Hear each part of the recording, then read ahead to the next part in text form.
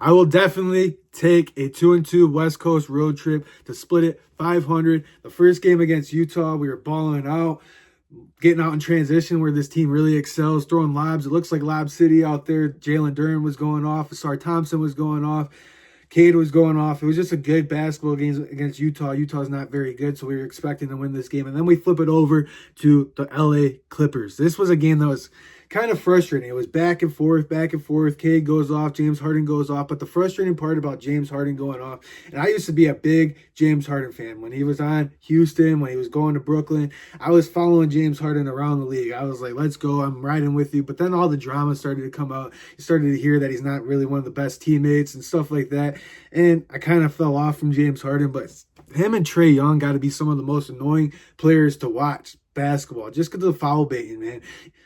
Cade getting to the free throw line 3 or 4 times a game, 5 or 6 times a game, and putting up 36, 37 is way more impressive than those guys putting up a 50-point game, a 45-point game, a 42-point game where they're getting to the free throw line 20 times. You're getting 20 free points right there. And I don't care what anybody says. You should always hit your free throws. It's a free shot. It's not something you should miss. But Cade he's just the ethical hooper that you just keep hearing everybody say around Detroit sports. He's an ethical hooper. Those guys really aren't. But against the Clippers, it was just frustrating because we didn't have Tobias Harris. If we had Tobias Harris in that game, I really think the Detroit Pistons beat the LA Clippers and we weren't hitting our shots. That's the thing that was missing against the Clippers.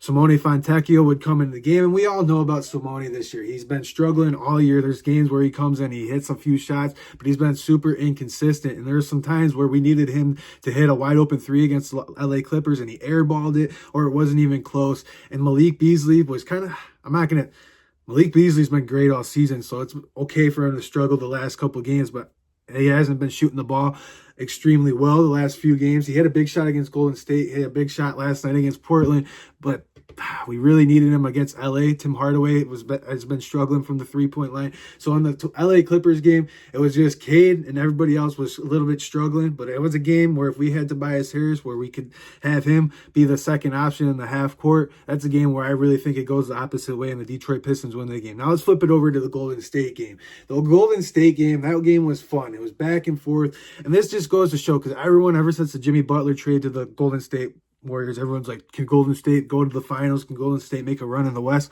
So this is encouraging to me that the Detroit Pistons are playing these good teams, these teams that are contenders right down to the wire. Not saying the Detroit Pistons are a contender, not saying they're going to win a championship this year, but when they go to the playoffs, they're going to make some noise, and they're going to play these teams hard, and they're going to play these teams right down to the end. So this Golden State game, we had Tobias back, and you could tell that really helped. Within the last month and a half, Tobias Harris has been playing great. He had a great February, and he was having a really good start to this month until he had the personal reasons, and he came back and had 20 points last night. Tobias Harris is the second option in the half court, and he's been balling out, getting down to the post and hitting that little half hook shot or little jump fadeaway shot that he loves. And he gets 15, 17 a night. If he can continue to keep that up, this Detroit Pistons ceiling just keeps getting better and better, especially when Ivy comes back for the playoffs, and especially when Malik Beasley and Tim Hardaway Jr. aren't struggling. But against Golden State, you had Jimmy Butler go off for 26 some. You had Steph Curry doing Steph Curry things, and the Detroit Pistons took the lead with 48 seconds left. Cade drives down the lane. It's 108, 107. We're playing really good defense, and all of a sudden, of course, it's Draymond Green getting wide open for a 3.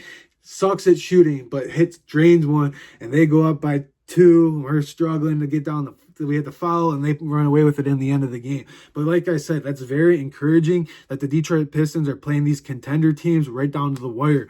Now let's flip it over to last night's game. Tobias Harris comes in. He shoots, I think 7 for 12, 20 points. Cade has another really good basketball game. He closes it up with free throws. Jalen Duren getting out in transition, stealing the ball a little bit. Isaiah Stewart off the bench with 5 blocks. Isaiah Stewart's been a stud off the bench, and I love that he got into it with Steph Curry the other day. What was Steph Curry doing on our bench? He pushes him, and then Steph Curry's chewing him out. I like Steph Curry, but don't get cocky. You are really good at shooting 3-pointers. You're really good at finishing, but don't get all big mouth and big, strong, big, tough guy when you're this tall, like Isaiah Stewart was saying. Isaiah Stewart would kick your butt. But that's neither here or there. But I'm just saying, man, this was a really good road trip. took 2-2. Easily could have went 4-0. If we had Tobias Harris, I really think we beat the LA Clippers on whatever day that was. And against Golden State, if Draymond doesn't hit that shot, who knows what happens in that basketball game. But right now, the Detroit Pistons are still rolling. They're 2-2, a game back from Milwaukee from the 4th spot. Game back, kind of tied with the. We just played more games than Indiana. They're the 5th seed, but right now I like where the Pistons are at. I like that they're competing with the good teams. Other players need to step up other than Cade Cunningham and Tobias Harris and Jalen Duren. And I really think this Detroit Pistons can really make some noise going in. We got two games against Washington coming up this week and a game against OKC. If you can go 2-1, possibly 3-0 this week, that would be looking really solid. But like I said, the Pistons are rolling right now. 2-2 on this West Coast road trip. I'll take it. Let me know what you guys think in the comment section down below. Thank you for watching. Thank you for tuning in. Don't forget to like, comment, and subscribe, and I'll see you guys in the next one. Peace.